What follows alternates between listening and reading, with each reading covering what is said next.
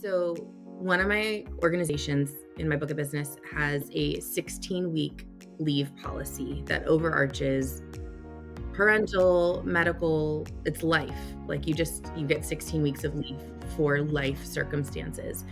And then have an additional 4 weeks of um, what they're calling compassionate leave for like unique outlier circumstances that you don't know are going to happen.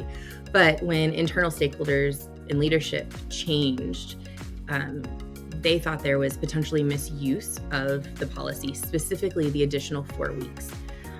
There were a couple use cases where um, a parental leave had a sour end and needed to transition in a way that was not foreseen. And so the employee took an additional 4 weeks. And they didn't know this because their leadership didn't have visibility, but they're saying is we see a couple 20-weekers coming through, and our policy is already generous, and like it feels like it might be being misused.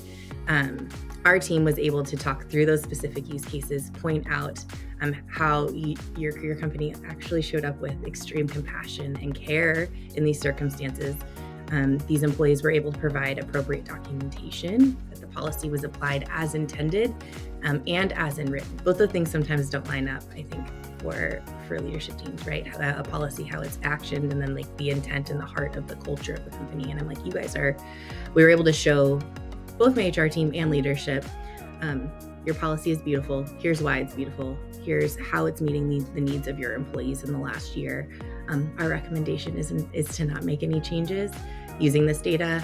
But if you do, here's some benchmarking for what orgs your size are experiencing. And that's a decision for you guys to make. Tilt will action accordingly.